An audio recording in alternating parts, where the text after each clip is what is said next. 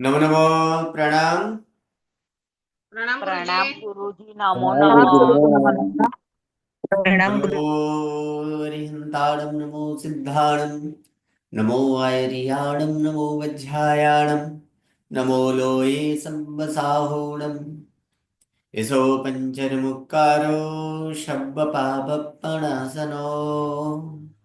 मङ्गलाणं च सव्वेसिं परमं हवै मङ्गलम् अज्ञानतिमिरन्धानां ज्ञानञ्जनशलाकया नेत्रम् उन्मीलितं येन तस्मै श्रीगुरवे नमः।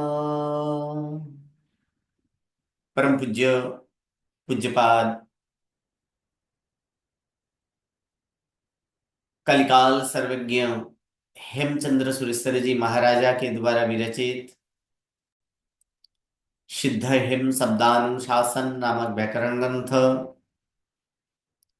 और इसी व्याकरण ग्रंथ से उद्धरित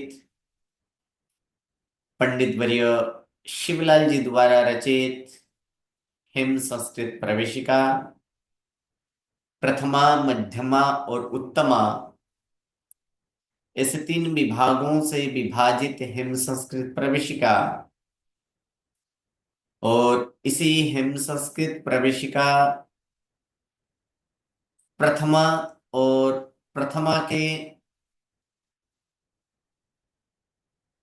अंतिम प्रकरण और इस अंतिम प्रकरण में हम सुभाषितानी का अभ्यास कर रहे हैं। स्टूडियो में थोड़ा टेक्निकल प्रॉब्लम होने के कारण वहां से आज क्लास नहीं है। 1-2 दिन हम लोग उसके लिए प्रतीक्षा भी की, लेकिन थोड़ा सा प्रॉब्लम ज्यादा है, इसलिए आज वीडियो क्लास यहाँ तो नहीं होगा, लेकिन जो सुहासितानी है उसको हम यहाँ पर कंप्लीट करेंगे। इसी कारण से 2 दिन क्लास, क्योंकि मुझे भी लग रहा था कि अगर वीडियो से क्लास करें तो अच्छा रहेगा, लेकिन ये समय के अनुसार ये बदलना पड़ा। चलिए। गुरुजी, रिकॉर्डिंग तो मिलेगा ना? हाँ जी। रिकॉर्डिंग तो होगा ना हाँ गुरुजी? जी। हाँ जी, रिकॉर्डिंग रिकॉर्डिंग होगा, रिकॉर्डिंग भेज देंगे। चलिए स्टार्ट करते हैं। कौन सा? 26 से बाकी है ना? नहीं, 26 तो हो गया था ना? 26 हो हाँ गया था। जी। 27 27। अभी चल रहा है। हाँ जी, जी। 27। हाँ, 27 27। से। ओके चलिए। यथा ही एकेन एकेन चक्रेण न रथस्य गतिर्भवेत् एवं पुरुषकारेण विना दैवं न सिद्ध्यति। यथा हि एकेन चक्रेण न रथस्य गतिर्भवेत् एवं पुरुषकारेण विना देवं न सिद्ध्यति। इसका पदच्छेद करेंगे। पदच्छेद में क्या है? प्रथम पद यथा, दूसरा ही, ठीक। तीसरा पद एकेन, एक चौथा चक्रेण, चक्र। पांच, उसके बाद पांचवा न, न उसके बाद क्या है? रथस्य, रथस्य उसके बाद गति ही गति भवेत्, उसके भवेत् बाद एवं एवं पुरुषकारेण ऋण विना विना देवं देवं न न सिद्ध्यति सिद्ध्यति। सिद्ध्यति। चलिए, इसमें हम लोग इतने पदों में एक पद जो है वो क्रियापद है। एक नहीं, यहाँ पर दो दो पद है जो कि क्रियापद है। तो प्रथम पद यहाँ पर अगर देखा जाए कि क्रियापद क्या है इसमें, तो क्रियापद इसमें क्या मिलेगा हमें? इतना पदों में एक क्रियापद, कौन सा क्रियापद है? गति एक तो भवित। भवेत क्रियापद है, ठीक है। दूसरा सिद्ध्यति सिद्ध्यति सिद्ध्यति। ये दो क्रियापद है। तो प्रथम लाइन से ही हम प्रथम जो पंक्ति है उस पंक्ति का जो भवेत से हम लोग स्टार्ट करेंगे। भवेत, भवेत मतलब होता है, होना होती है होता। गति है तो होती है। यहाँ पर है, हाँ यहाँ पर क्या करेंगे, भवेत यानी होता है, ठीक है। लेकिन नौ पूर्वक है इसलिए हमेशा नौ को आगे ले लेना है। नौ भवेत, यहाँ पर नहीं नहीं होता। होती। क्या नहीं होती, तो गति ही, गति गति ही यानी गति नहीं होती। कस्य गति ही, रथस्य रथस्य रथस्य, रथस्य अर्थात रथ की गति नहीं होती। किसके द्वारा, तो चक्रेण, चक्र से चक्र, चक्र अर्थात चक्र पहिया, चक्र के द्वारा ठीक है, पहिया के द्वारा। कितने पहिया है, एक एक एक के ही नाम है। यानी एक एक पहिया द्वारा रथ की गति की गति गति नहीं हो। नहीं होती है।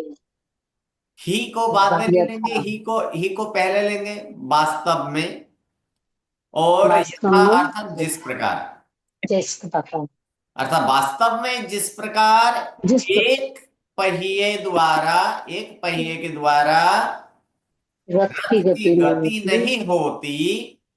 एवं, एवं जो है ना, एवं का अर्थ करना है उसी प्रकार, ठीक है।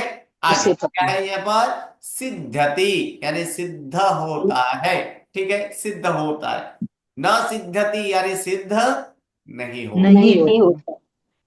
क्या, तो दैवम, दैवम का अर्थ होता है कि नसीब, ठीक है, नसीब सिद्ध नहीं होता है। बिना, किसके बिना, तो पुरुष पुरुष कार्य बिना। कारण देखिए यहाँ पर बिना अव्यय को कौन कौन से, कौन कौन से विभक्ति लगती है बिना अव्यय के साथ, दूसरी तीसरी द्वितीया पंचमी हाँ सही है, तृतीया दूसरी तीसरी पंचमी, द्वितीय तृतीय और पंचमी विभक्ति होती है, ठीक है। तो यहाँ भी बिना अव्यय के साथ कौन सी विभक्ति लगाया गया है, तृतीय। तृतीया तृतीया तो यहाँ पर पुरुष कार्य न बिना, पुरुषकार अर्थात पुरुषार्थ, पुरुषार्थ के बिना यानी पुरुषार्थ के बिना दैव अर्थात नसीब सिद्ध नहीं होता है। एवं, एवं का अर्थ पहले देख लिए, उसी प्रकार। तो संपूर्ण वाक्य क्या करेंगे, वास्तव में जिस प्रकार एक पहिए द्वारा रथ की गति नहीं होती, उसी प्रकार पुरुषार्थ के बिना दैव, दैव अर्थात नसीब सिद्ध नहीं होता। अर्थात जिस प्रकार कोई भी कार्य में सिर्फ एकमात्र ये समझ लें कि नसीब नहीं है तो कार्य नहीं होगा, ये बिल्कुल भी नहीं। लेकिन साथ साथ में क्या होना चाहिए, पुरुषार्थ भी होना चाहिए। सिर्फ नसीब के कारण कोई भी कार्य सिद्ध नहीं। इसलिए यहां पर कहा गया है कि एक चक्रण, जैसे कि एक, क्योंकि रथ जो है, रथ के कितने पहिए होते हैं, दो पहिए होते हैं, चार दो अथवा चार, ठीक है, कम से कम दो भी तो होते हैं ना। ऐसे दो पहिए अथवा चार पहिए, तो उनमें कोई एक पहिए के द्वारा, एक पहिए के द्वारा रथ की गति हो सकती है, नहीं। नहीं उसी प्रकार एकमात्र नसीब से ही काम सिद्ध हो, कार्य की सिद्धि हो, ऐसे बिल्कुल नहीं होता है। नसीब के साथ क्या चाहिए, पुरुषार्थ भी चाहिए। जैसे मान लीजिए कोई व्यक्ति है, कोई व्यक्ति यहां पर है, वो व्यक्ति भोजन के लिए बैठा है, ठीक है। अब वो व्यक्ति भोजन के लिए बैठा है और वो सोचता है कि नसीब में होगा तो तो मुझे क्या मिलेगा, भोजन मिलेगा, ठीक है। तो वहां पर नसीब भी हुआ कि उसके पास भोजन भी आया, भोजन पिरसाया भी गया, भोजन का परिवेशन किया गया, और परिवेशित भोजन में ऐसे संपूर्ण भोजन, कितने पकवान इधर बोला जाता है संपूर्ण में, 32 पकवान से युक्त, ऐसे 32 पकवान कहते हैं ना। तो ऐसे 32 पकवान से युक्त उसे भोजन की थाली उसके आगे यहाँ पर परिवेशन किया गया। क्या नसीब हुआ? नसीब के कारण उसे भोज्य पदार्थ, भोजनीय पदार्थ उसे मिला। भोजनीय पदार्थ मिलने के बावजूद भी क्या उससे उसका पेट भर जाता है? नहीं, हाथ चलाएगा जब नहीं मुंह में भरेगा ना, डालेगा। नहीं भरेगा ना। तो नसीब में था भोजन तो भोजन मिला, फिर भी कार्य क्या है? पेट भरना कार्य है। क्या उससे उसका पेट भर गया है? नहीं। नहीं भर गया। अब वो सोचता है कि पेट भरना है तो फिर क्या करना पड़ेगा? हाथ से हाथ। भोजन को उठाना पड़ेगा, और उसको उठाकर कहाँ डालना है? मुंह में डालना है। मुंह में मुंह में डालना है तो मुंह में जब तक न डाले, और मुंह में डालने के बाद भी अगर वो नहीं चबाए तो भी नहीं जाता है, उसको चबाना पड़ता है। महीन स्वरूप में चबाने के बाद उसको जीभ द्वारा जब उसे अंदर प्रवेश किया जाता है, उसके खाद्य नाली में वो भोजन जाए, उसके बाद ही उसको तृप्ति की अनुभूति होगी ना। यानी सिर्फ एकमात्र कार्य नसीब से ही सिद्ध नहीं है। उसके लिए क्या क्या चाहिए? हमेशा कोई भी कार्य में पुरुषार्थ भी चाहिए। क्लास 10th में एक वहां पर एक संस्कृत में ही ये एक कथा स्वरूप में एक दिया गया है, और उस कथा स्वरूप में वो भी है यद भविष्यति नामक वो जो कथा, उसका कथा वस्तु जो जिसने भी लिखा है वो एक रूपक स्वरूप में लिखा गया है कि कोई एक सरोवर में 3 मछलियां हैं। मुख्य 3, ऐसे तो बहुत सारे मछलियां हैं, उनमें से मुख्य 3 मछलियां उसमें रहते हैं। उसके परिवार के साथ वो सब बसवाट करते हैं वहां पर। और वो बसवास करते हुए बहुत ऐसे परंपरा उनके हो, यानी उन सब के हो गए, क्योंकि उनके दादा, उनके परदादा इत्यादि से उसी सरोवर में रहते थे। अब एक दिन शाम के समय कोई ऐसे मछली पकड़ने वाला, क्या बोला जाता है उसको, मछुआरा। मछली मार, मछली हाँ, मार, मछुआरा। ये जो है मछुआरा, वो मछुआरा वहां पर आते हैं, और वहां पर आने के बाद उस तालाब को वो देखता है, और तालाब को देखने के बाद, क्योंकि तालाब में बहुत सारे मछली, मछली के साथ साथ और भी ऐसे जल जंतु वहां पर थे, और जिस कारण उसका उन तालाब के पानियों का तरंग की तरह हिलना डुलना, ये देखकर उन उन सब ने अनुमान लगाया कि इस तालाब में तो बहुत सारे मछली होंगे। तो आज के लिए तो हमारा ये खाद्य योग्य सामग्री मिल चुका है, तो इसको आज नहीं लेकिन कल आकर इन सरोवर में रहे हुए मछली को पकड़ेंगे, उसको बेचेंगे, उससे जितना रुपया आदि सब वो कमाएंगे, और उसके बाद ये सारे ये अपने कुटुंब का भरण, क्या नाम, भरण पोषण करेंगे। इतना बात करते हुए दूसरा मछुआरा भी बोले कि हाँ ठीक है, आज तो मिल चुका है हम लोग का, इसलिए कल आएंगे।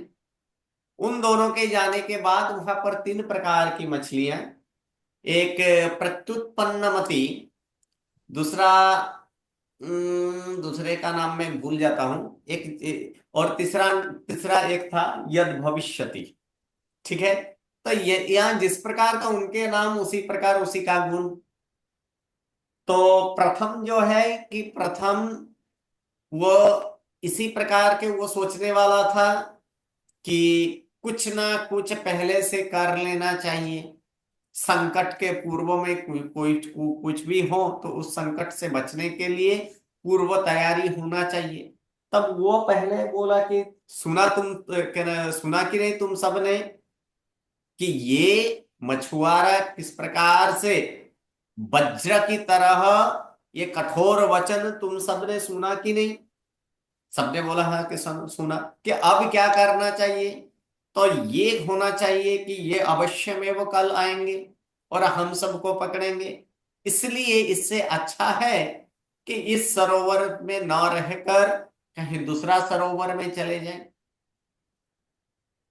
कि यहां रहना योग्य नहीं है। उस समय एक एक बोले कि नहीं, अभी जाना उचित नहीं है, जब काम आएगा तब देखेंगे, इसीलिए अभी जाना उचित नहीं है। लेकिन वो बोले ठीक है, तुम रहो, मैं अपने परिवार के साथ निकल पड़ता हूं।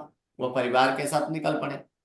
दूसरा ये था कि प्रत्युत्पन्नमति, मतलब जिस समय काम आए उसी समय दूसरा बोला कि नहीं, अब क्या करना है कि देखो, यहाँ कितने हम लोग सालों से, कितने वर्षों से यहाँ रहते हैं, इसलिए इसको त्याग करना उचित नहीं है।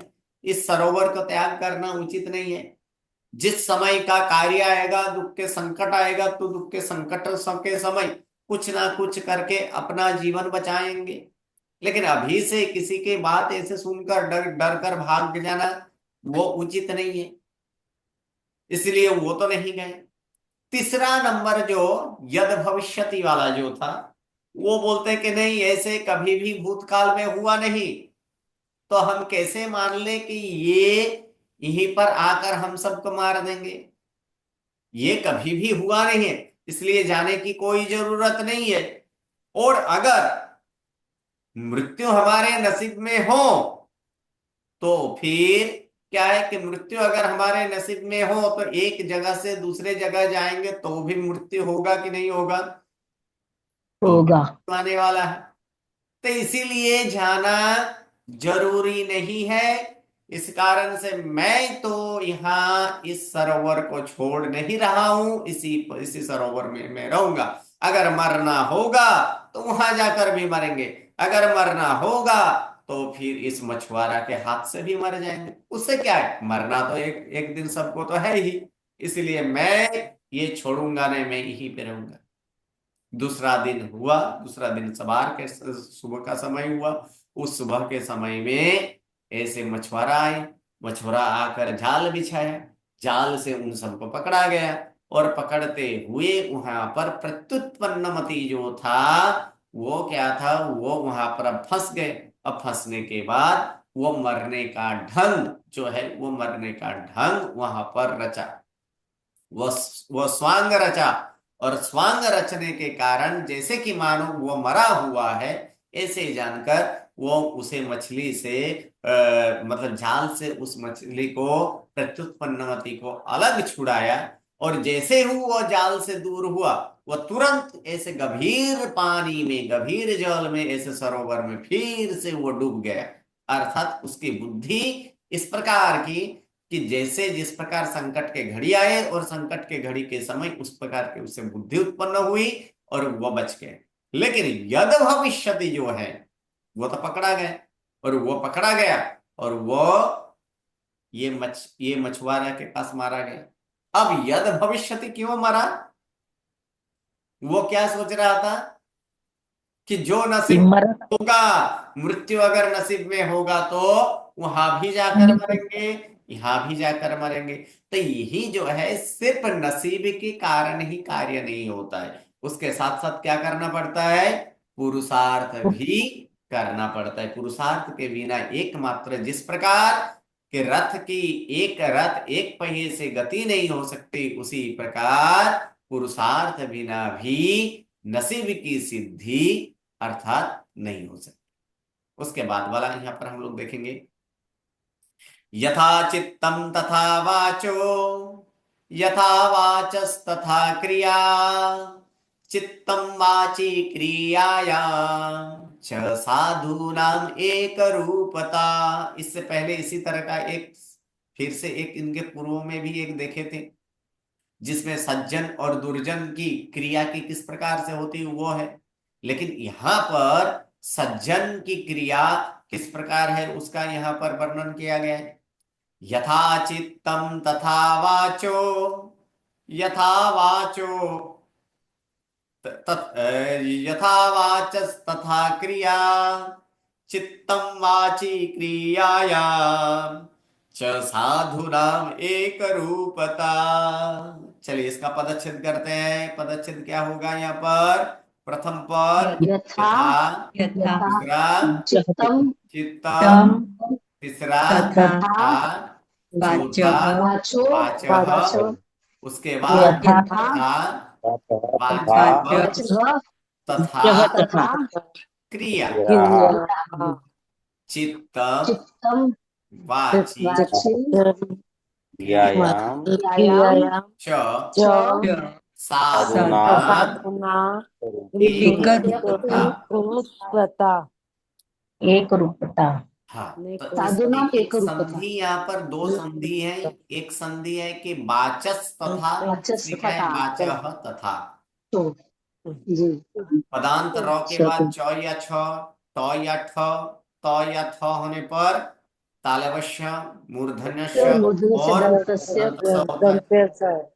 इस कर्मशु कारण से यहाँ पर वाचस तथा हुआ है, क्योंकि त है इसीलिए र का क्या हो गया? श हो गया, स हो वाचस गया। तथा। उसके बाद यहाँ पर साधु नाम एक रूपता। एक रूप तब मौ के साथ ए जुड़ गया, क्योंकि पदांत मौ के बाद कोई भी स्वर आए तो उसके साथ क्या होता है? वह संयोग हो जाता है, सम्मिलित हो सही जाता है। इसलिए मौ के साथ ए का सम्मेलन हुआ तो क्या हो गया? में करूं। एक अब इसमें देखेंगे कि क्रियापद, तो क्रियापद कहीं दिख रहा है? देखिए क्रियापद है कहीं? नहीं क्रियापद इसमें नहीं है। ठीक है, तो क्रियापद हम लोग यहाँ पर एक ले लेंगे। क्रियापद यहाँ पर हम लोग लेंगे, क्या लेंगे? कि भवती। ठीक है, भवती। भवती यहाँ पर हम लोग क्रियापद ले लेंगे कि भवती अर्थात क्या होगा? होता है। होता है होता है, लेकिन यहाँ पर क्रिया, क्रिया है, स्त्रीलिंग है, इसलिए यहाँ पर हम लोग क्या करेंगे? होती है। होती है होती है। ये बहुवचन भी है ना, ये क्रिया। क्रिया हा। तो बोलने तो होती है ही आएगा ना। हाँ, नीचे से हम लोग ले रहे हैं, नीचे से ले रहे हैं। भवती एक रूपता भवती कैसे होती हाँ है? ऐसे कथम एक भूता रूप भवती? तो एक एक रूपता एक भवती। रूप एक रूप यानी क्या होते हैं? एक रूपता अर्थात एक स्वरूप। एक एक स्वरूप। स्वरूप, ठीक है, एक स्वरूप होती है। क्या? किसके एक स्वरूप होती है? कैसा? साधुओं की। साधुना। साधुना एक रूपता भवती।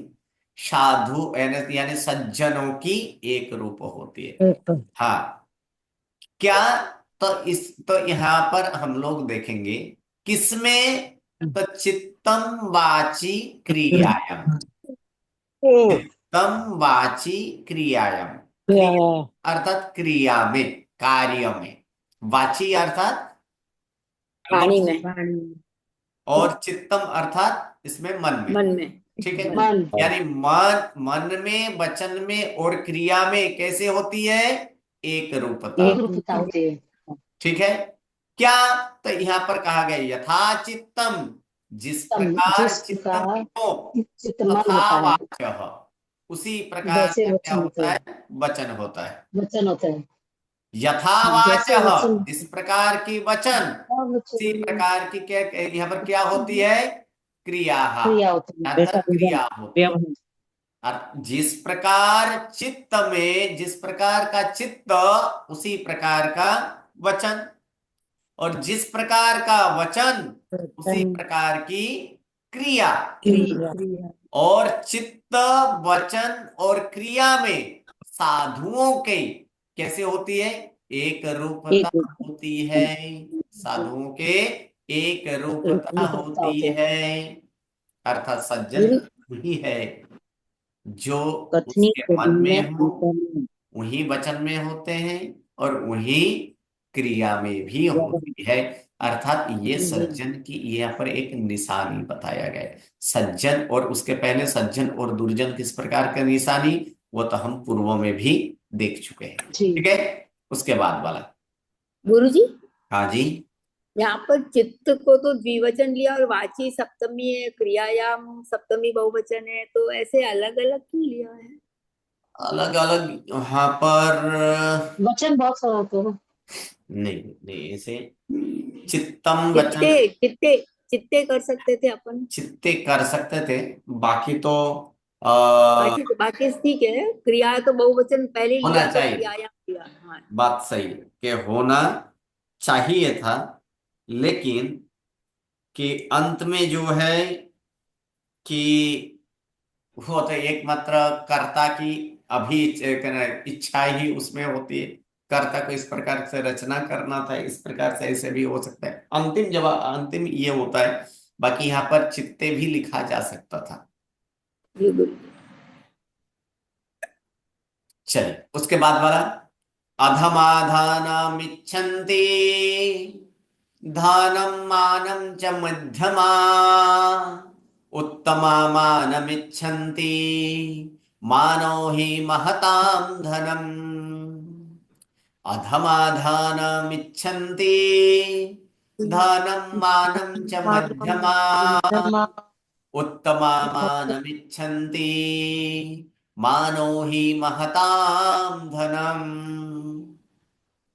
इसमें भी अगर क्रिया, यहाँ पर पदच्छेद अगर देखा जाए तो वो पदच्छेद क्या करेंगे यहाँ पर, अधमा, अधम अधमाः, धनम विसर्ग, हाँ, अधमः अधमाः जी।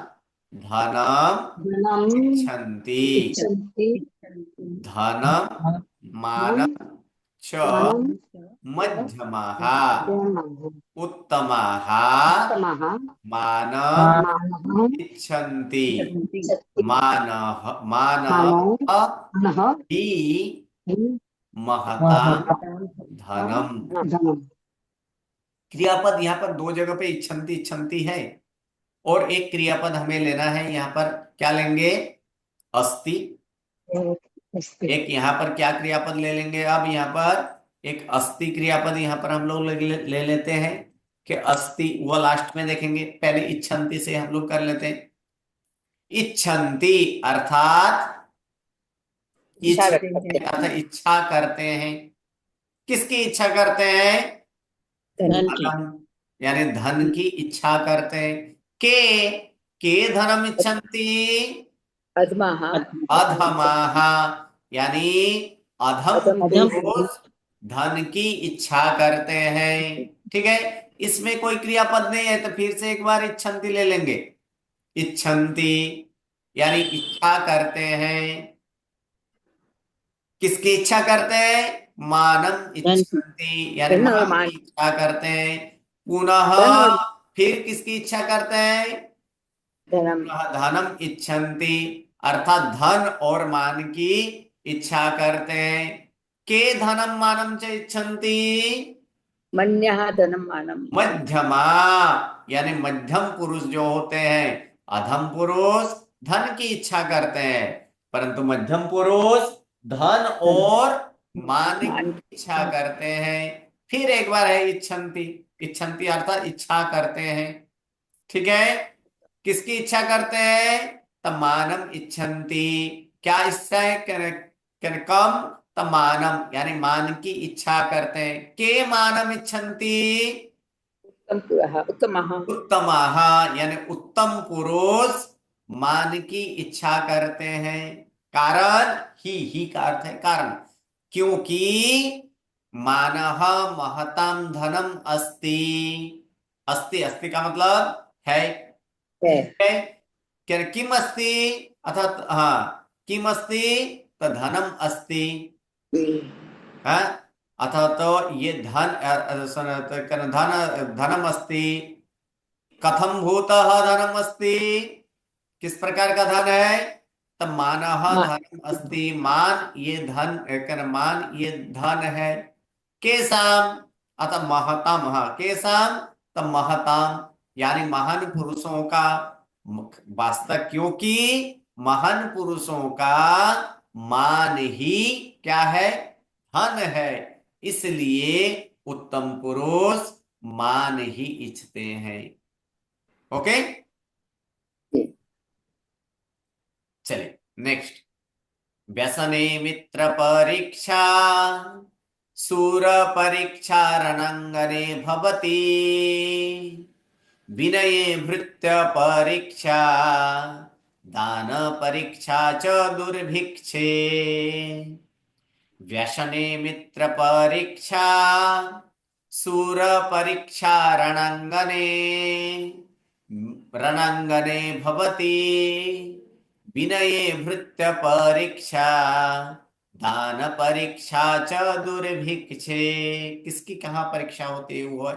इसका यहाँ पर सीधा सीधा है, कुछ विशेष कुछ तो है ही नहीं। प्रथम पद क्या है? व्यसने। दूसरा मित्र परीक्षा। मित्र तीसरा सूर परीक्षा। चौथा रणंगने। पांचवा भवती। छठा विनये। सातवां भृत्य परीक्षा। आठवां दान परीक्षा। नौवां च और 10वां दुर्भिक्षे। इसमें कुछ समास है, जैसे मित्र परीक्षा, सूर परीक्षा, भृत्य परीक्षा और दान परीक्षा, सभी एक जैसे ही समास है। क्या होगा यहाँ पर? तो मित्र षष्ठी। परीक्षा। कौन सा समास? षष्ठी तत्पुरुष। पुरुष गुरुजी। तत्पुरुष। तो मित्रस्य परीक्षा तो क्या होगा? मित्र की मित्र परीक्षा। परीक्षा। उसी प्रकार सूर परीक्षा क्या होगा? सूरस्य परीक्षा दूरस्य परीक्षा इति सूर परीक्षा। सूर परीक्षा उसके बाद भृत्य परीक्षा। नृत्यस्य परीक्षा। नृत्यस्य भृत्यस्य परीक्षा। उसके बाद दान परीक्षा। दानस्य परीक्षा दानस्य परीक्षा। और एक जो रणांगणे। रणंगने। रणंगने। तो ये यहाँ पर क्या करेंगे? रणस्य आंगणम इति रणस्य नहीं आंगणम नहीं नहीं तस्मिन्। नहीं। रणाय अंगणम। रण के लिए ये आंगन है, उसे रणांगन कहा जाता है। अंगन अर्थात यहाँ पर भूमि। किसके लिए भूमि है? रण के लिए है, युद्ध के लिए जो भूमि, उसे युद्ध भूमि कहा जाता है। ये चतुर्थी तत्पुरुष है। ये आया नहीं आपका, वो आगे जाकर आया, वहां पर आएगा। अभी रणांगन ही, उसे रणांगन या तो रणभूमि जो बोलना है, ठीक है। तो चलिए, यहाँ पर किसकी परीक्षा किसे? तो भवती। भवती एक जगह सभी में हम लोग भवती जोड़ेंगे। व्यसने मित्र परीक्षा भवती, अथा तो मित्र परीक्षा व्यसने भवती। जो करना है दोनों तरफ से बैठ सकता है। क्या करेंगे? व्यसने मित्र परीक्षा भवती, यानी संकट के समय में मित्र की परीक्षा होती है, ठीक है। रणंगने सूर परीक्षा भवती, अर्थात रणभूमि में सूरवीर की परीक्षा की होती परीक्षा है। होती है। फिर विनय भृत्य परीक्षा भवती। विनय में विनय नौकर की भृत्य। परीक्षा भृत्य अर्थात नौकर, चाकर, सेवक, जो लेना है, नौकर की परीक्षा होती है। और फिर दुर्भिक्ष दान परीक्षा दान परीक्षा भवती, यानी दुष्काल में, दुर्भिक्ष के समय में दान की दान की परीक्षा होती है। यानी दान, दान का अर्थ यह दाता है कि नहीं, उसकी परीक्षा होती है। अंतिम जो है, अंतिम यहां पर कहा गया है, पृथिव्यां त्रीणि रत्नानि जलमन्नं सुभाषितम् मूढ़े पाषाण खंडेषु रत्न संज्ञा प्रदीयते। पृथिव्यां त्रीणि रत्नानि जलमन्नं सुभाषितम् मूढ़े पाषाण खंडेषु रत्न संज्ञा प्रदीयते। चलिए, इसमें हम लोग पदच्छेद करेंगे। प्रथम पद पृथिव्यां, दूसरा पद त्रीणि, तीसरा पद रत्नानि, चौथा पद जलम जलम, पांचवा पद अन्न, अन्नम उसके बाद सुभाषितम, उसके बाद मूढ़ै, मूढ़े उसके बाद पाषाण पाषाण खंडेषु, एक ही पद है, समासिक पद। उसके बाद रत्न संज्ञा, उसके बाद प्रदीयते। ओके, इसमें जो इसमें संधि है, तो संधि यहाँ पर है जलम अन्नम। इसमें क्या करें, जलम अन्नम, अन्नम। ठीक है। जलम और कोई यहाँ पर कोई विशेष संधि यहाँ पर नहीं है, एक ही संधि है, जलम अन्नम। ये सामासिक शब्द में है, पाषाण खंडेषु, ठीक है। यानी पाषाणस्य खंड अथवा तो पाषाणस्य खंडाः इति क्या होगा, पाषाण खंडाः।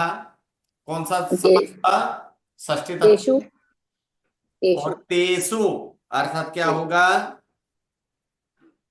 पाषाण खंडेषु। पाषाण खंडेषु, ठीक है। चलिए, अब यहाँ पर हम लोग एक देखेंगे क्रियापद।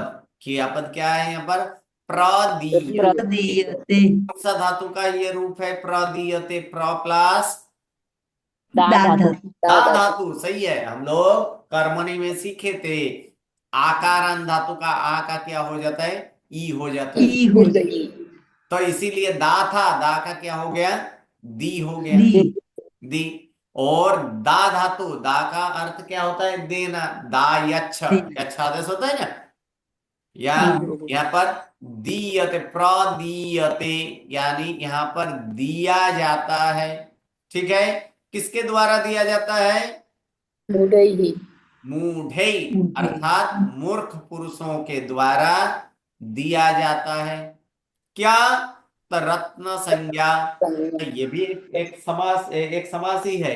रत्न की संज्ञा, उसे क्या कहा जाता है, रत्न संज्ञा। यानी रत्न की निशानी, संज्ञा का मतलब यहाँ पर निशानी, चिन्ह, ठीक है। ये रत्न स्वरूप है, यानी रत्न स्वरूप में दिया जाता है। किसके बारे में, तो पाषाण खंडेषु, अर्थात पत्थर की टुकड़ाओं में, अथवा पत्थर की टुकड़ाओं को, इसमें ही बोला, पत्थर टुकड़ाओं में रत्न संज्ञा दिया जाता है। किसके द्वारा, मूढ़, अर्थात मूढ़ के द्वारा। क्यों, क्योंकि ये रत्न नहीं है। रत्न तो क्या है, तो पृथ्वी में सिर्फ पृथिव्यां त्रीणि रत्नानि क्या होगा, संति। संति का मतलब है, क्या है, पर संति यानी है, ठीक है।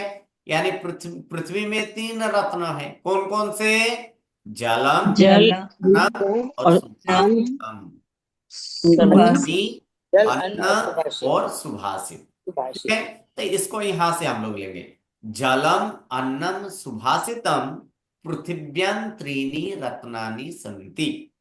यानी पानी, अन्न और सुभाषित, ये 3 सद्वचन।